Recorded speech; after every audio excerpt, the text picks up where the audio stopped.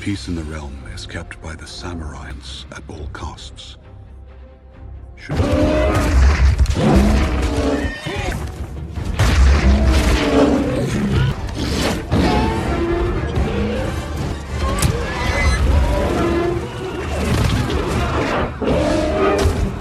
Halo guys, selamat datang kembali di channel Broview Series. Masih bersama saya Stephen yang akan menjelaskan alur cerita filmnya. Kali ini saya akan menjelaskan alur cerita film yang berjudul 47 Ronin.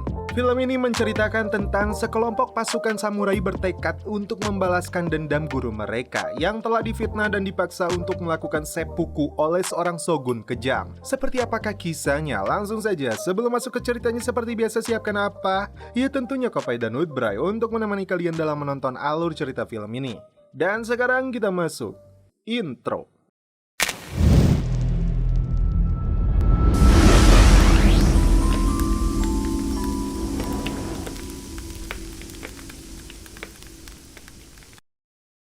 Di awal film, diperlihatkan seorang anak laki-laki yang sedang berlari di lebatnya hutan wilayah Ako, Jepang yang dihuni oleh para kesatria samurai. Dia bernama Kai, yang dianggap sebagai anak Tengu, iblis yang bermukim di hutan. Oishi yang pertama kali menemukan Kai hampir saja membunuhnya. Namun Tuan Asano yang menjadi pemimpin provinsi Ako bersikap bijaksana karena Kai hanyalah seorang anak-anak. Asano melihat aura yang berbeda dalam diri Kai, seperti halnya putri Asano yang bernama Mika. Asano memilih untuk mendidik dan melatihnya menjadi seorang samurai meskipun tidak sepaham dengan para pengikutnya yang menilai Kai akan membawa malapetaka bagi klan mereka. Seiring waktu berjalan, Mika mulai menyukai Kai yang memiliki kebaikan dalam hatinya. Kai kini telah tumbuh dewasa dan diperankan oleh aktor Keanu Reeves. Asano ditemani Oishi dan para samurainya pergi ke hutan belantara untuk menangkap makhluk iblis.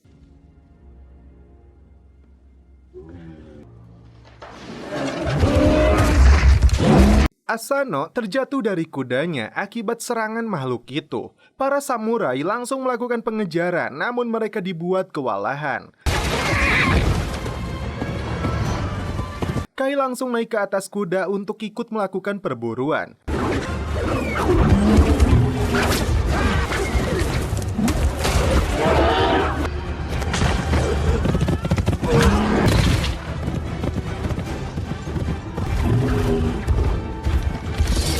Salah seorang samurai bernama Yasuno hampir menjadi korban. Namun beruntung, Kai segera mengambil samurai dan ini yang dia lakukan.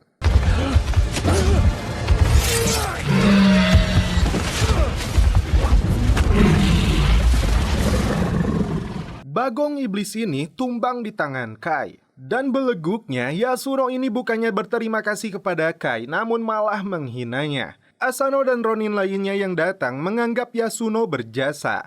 Kai yang dianggap hina tetap memilih diam. Tapi Oishi melihat banyak darah di tangan Kai. Seekor rubah putih jadi-jadian muncul dari jauh ke arah Kai. Shin berpindah ke provinsi Nagato yang menjadi musuh Ako yang dipimpin oleh Kira. Terungkap, rubah putih itu seorang penyihir wanita yang mengirim bagong iblis atas perintah Kira untuk membunuh Asano. Asano dan para kesatria samurainya kembali ke kota. Putrinya Mika yang cantik dan jelita mengkhawatirkan keselamatan Kai. Dan kini mereka sedang mempersiapkan diri untuk menyambut shogun atau penguasa seluruh Jepang. Oishi sendiri mempunyai seorang istri dan anak bernama Chikara. Ketika para kesatria samurai mempunyai rumah mewah di kota, Kai yang dianggap aib tinggal di sebuah gubuk. Mika datang untuk mengobati lukanya. Meskipun mereka saling mencintai, namun Kai sadar dirinya tidak layak bersanding dengan Tuan Putri. Osano menyambut kedatangan Shogun Tokugawa dan rombongan yang akan menyaksikan turnamen dari berbagai provinsi yang akan digelar esok hari.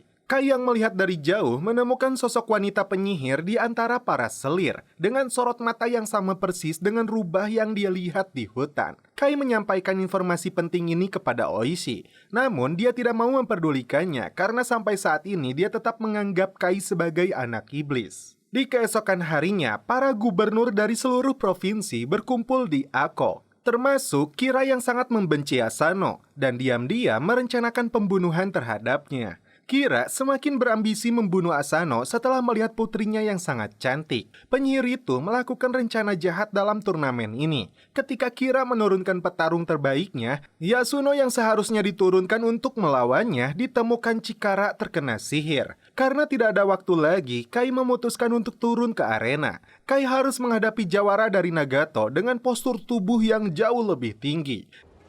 Champions, prepare for combat!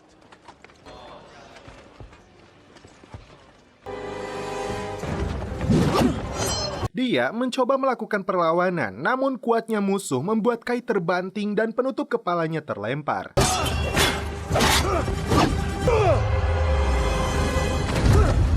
Shogun segera menghentikan pertarungan karena Kai dianggap bukan seorang samurai. Kai akan langsung dieksekusi mati. Seketika, Mika berlari untuk mencegahnya. Asano melakukan hal yang sama, berlutut kepada Shogun untuk memohon pengampunan. Dan sebagai pengganti hukuman, Kai dipukuli hingga tidak berdaya.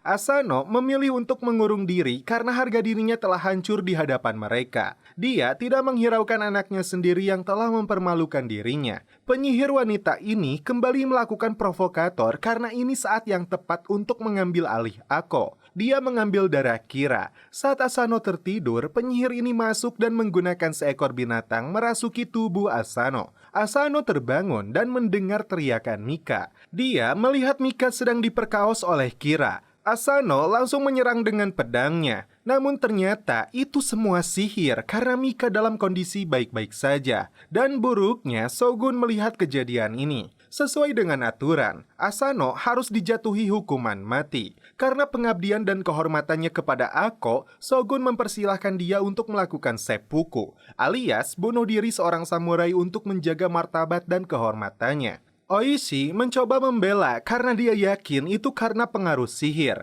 Asano yang lebih mementingkan keselamatan rakyat menerima hukuman ini. Dan Oishi diangkat untuk menjadi pimpinan Ako selanjutnya. Mika tidak bisa membendung lagi kesedihan karena ayahnya akan meninggalkan dia untuk selamanya. Dan Asano mengakhiri hidupnya dengan kehormatan. Oishi meminta seluruh Ronin untuk menahan diri sebelum melakukan pembalasan demi keselamatan rakyat mereka. Sedangkan Mika telah mempersiapkan sebotol racun jika hal yang lebih buruk terjadi di Ako. Sebelum pergi, Shogun membuat keputusan tak terduga, yaitu Kira dan Mika diperjodohkan dan provinsi mereka menjadi satu di bawah kekuasaan Kira. Pernikahan akan ditunda karena sesuai aturan Mika harus berkabung selama 1 tahun dan Oishi diangkat menjadi Ronin. Ketika Shogun telah pergi, Kira membuat keputusan keji.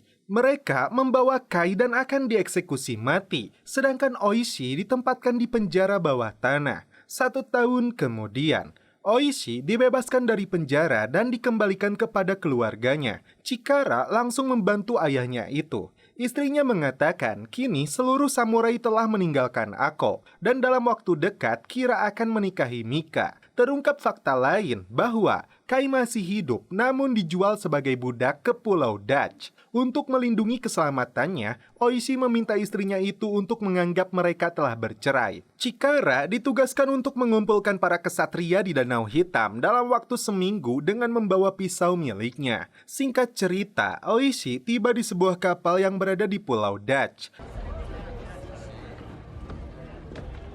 Hey, stranger. Dia menyaksikan Kai sedang bertarung melawan seorang monster.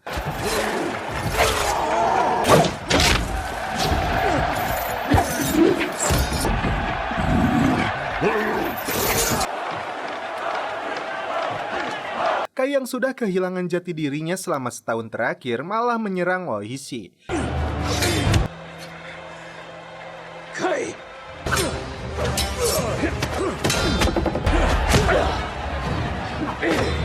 Dia mulai sadar saat Oishi memintanya bergabung untuk menyelamatkan Mika. Dan saat itulah mereka segera kabur dari lokasi ini. Kira will marry Mika.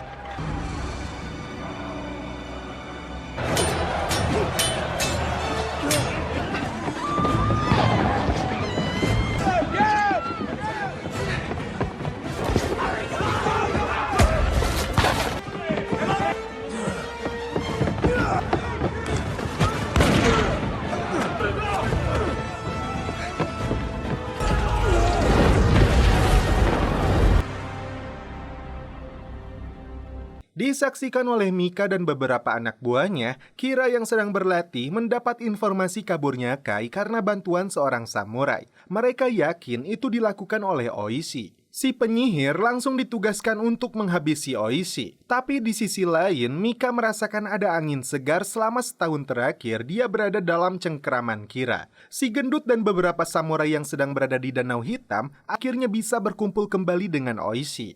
Oishi meminta mereka semua untuk beraksi kembali merebut Ako dan kehormatan dari tangan Kira meskipun resikonya hukuman mati dari penguasa Shogun. Mereka semua bersumpah untuk membalaskan dendam kematian Asano dan menegakkan keadilan. Isogai ditugaskan untuk mencari informasi dari rumah bordir.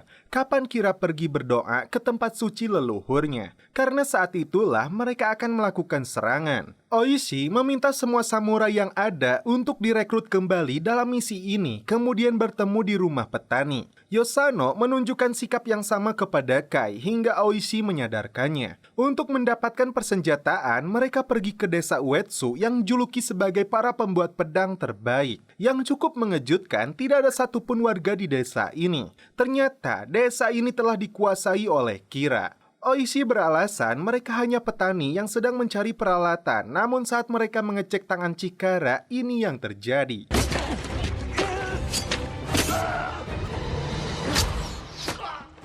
Dalam satu tarikan nafas, Kai membabat habis pasukan ini. Pedang milik mereka dilucuti untuk digunakan para pejuang. Di malam harinya, Kai mengusulkan untuk mendapatkan samurai terbaik dari lautan pepohonan di hutan Tengu, yang dianggap mitos oleh warga Ako. Kai pernah melihatnya karena di sanalah dia dibesarkan sebelum kabur ke Ako. Isogai yang ditugaskan mencari informasi, sialnya malah bertemu dengan si penyihir. Ketika masuk ke dalam hutan, Kai bisa merasakan makhluk-makhluk iblis itu mengintai. Kai hanya mengajak Oishi untuk masuk lebih dalam ke hutan tersebut. Oishi menyuruh mereka semua untuk menunggu. Di sana, Kai menemukan sebuah pedang yang tertancap. Muncullah sosok iblis yang menguasai pedang tersebut. So the terrified boy returns as a man. Kai meminta pedang samurai yang ditempa untuk membela iblis melawan kebencian manusia. Di ruangan lain, Oishi bertemu dengan kelompok iblis lainnya. Kai berpesan kepada Oishi, apapun yang terjadi, dia tidak boleh mengeluarkan pedangnya.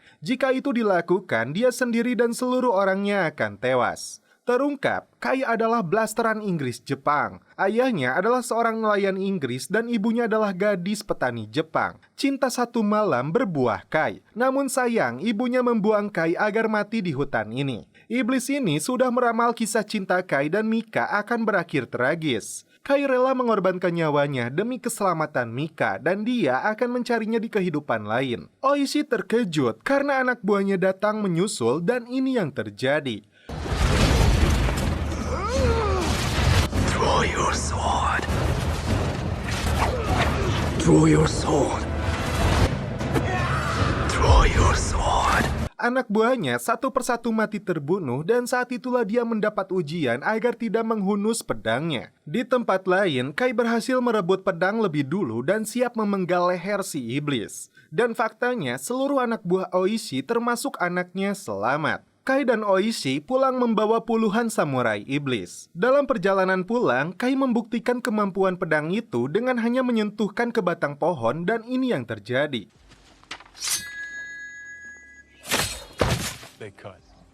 Dan saat si gendut baso yang mencobanya, dia pikir pedang itu ragaji. Kembali ke tempat perkumpulan. Oishi memberikan pedang miliknya yang dulu untuk Hazama. Isogai melaporkan bahwa Kira akan pergi ke kuil nenek moyangnya malam ini.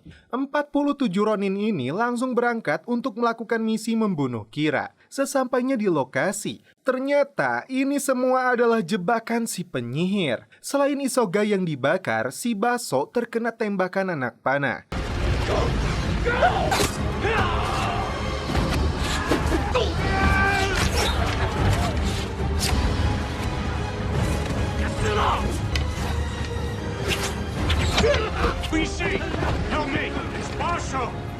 Begitupun dengan Hazama yang membawa pedang milik Oishi tewas dipenggal. Pedang milik Oishi itu diserahkan kepada Kira dan mereka menganggap Oishi telah tewas. Si penyihir seksoi ini memperdaya Mika dengan mengatakan Kai telah tewas. Dia meletakkan pisau dan berharap Mika melakukan seppuku seperti mendiang ayahnya. Para kesatria samurai ini pulang membawa kesedihan. Si Baso yang terluka parah meminta maaf kepada Kai karena sejak remaja dia sudah membencinya. Oishi menyesal dan gagal melakukan misinya. Menurut Kai masih ada kesempatan. Mereka menganggap kita semua telah mati. Dan ini menjadi kesempatan yang baik. Oishi dan skuadnya mencegat rombongan dangdut yang diundang untuk mengisi acara pernikahan Kira dan Mika. Yasano meminta maaf kepada Kai atas kesalahannya dan pedang milik Baso diberikan kepada Kai karena sejatinya seorang samurai itu memiliki 2 pedang. Sebelum berangkat, ke-47 Ronin ini melakukan sumpah dan menyegel dokumen kematian dengan darah mereka agar tidak ada dendam berkelanjutan di antara klan. Menjelang hijab kabul, di saat Kira dan seluruh komplotannya menyaksikan pertunjukan, saat itulah 47 samurai ini menyelinap masuk. Let them through!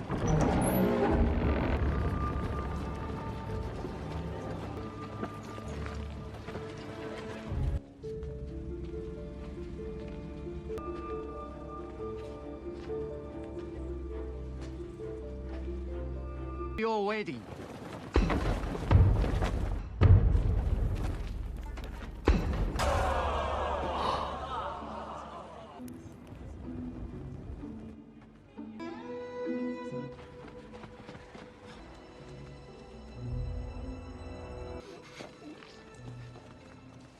Diam-diam mereka menghabisi satu persatu pengawal acara. Mereka menyebar di setiap sudut istana ini dan ini yang terjadi.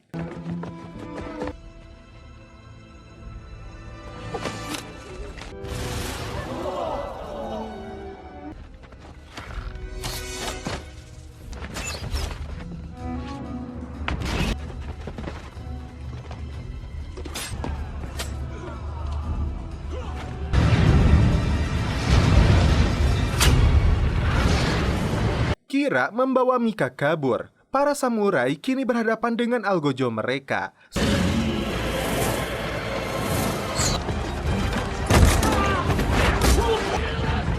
Get them!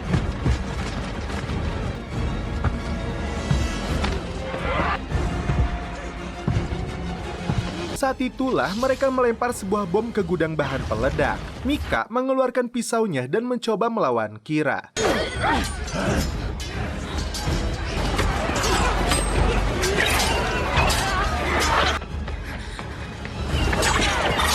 Dan akhirnya Kai bisa berjumpa lagi dengan Mika. I knew you'd come for me. Nothing will ever. Muncullah si penyihir yang berubah wujud menjadi seekor naga.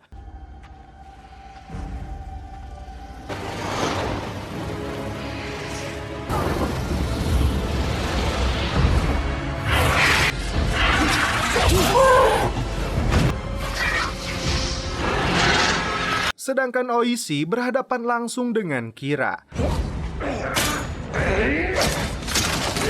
Memang bukan samurai sembarangan. Kai dapat menahan semburan api dari mulut naga ini.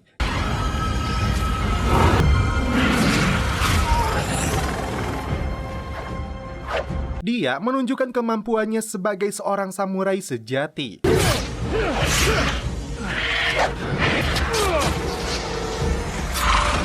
Dan Oishi berhasil menuntaskan balas dendamnya dengan membunuh Kira. Sedangkan Kai menghunus penyihir itu hingga koin.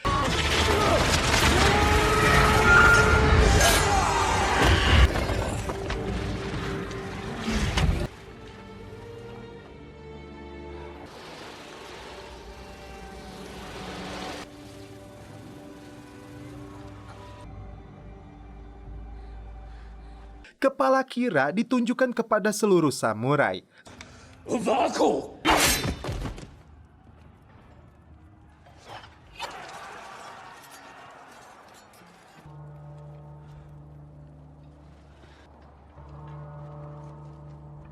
Seketika anak buah Kira langsung berlutut, mengakhiri pertempuran 2 klan. Namun sesuai aturan 47 samurai ini tetap dianggap bersalah dan harus dieksekusi mati. Shogun menghormati keberanian mereka dan seperti pimpinan mereka Asano, 47 Ronin dipersilahkan untuk melakukan seppuku.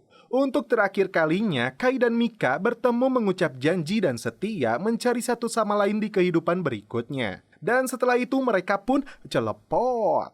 Sebelum seppuku dimulai, Shogun membebaskan Chikara untuk melindungi garis keturunan dan melayani Ako. Ritual seppuku sebagai simbol kehormatan bagi seorang samurai menjadi legenda hingga saat ini. Dan makam 47 Ronin ini selalu dikunjungi setiap tahun di Jepang. Dan setelah itu film pun berakhir. Oke guys, bagaimana menurut kalian alur cerita film dari 47 Ronin ini? Yang membuat saya tertarik dalam film ini yaitu ini diangkat dari kisah nyata.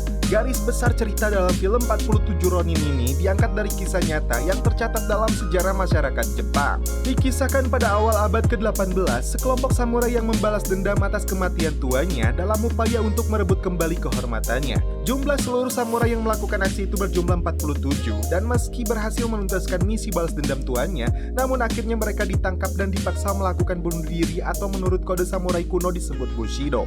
Bahkan di Jepang sendiri juga dirayakan sebagai hari libur umum. Selain itu, kisah para samurai itu juga telah diputar ulang berkali-kali di film dan televisi selama bertahun-tahun dan menjadi mitos populer. Namun kembali ke slogan Broview, apapun filmnya, minumnya tetap kopai, seruput dulu.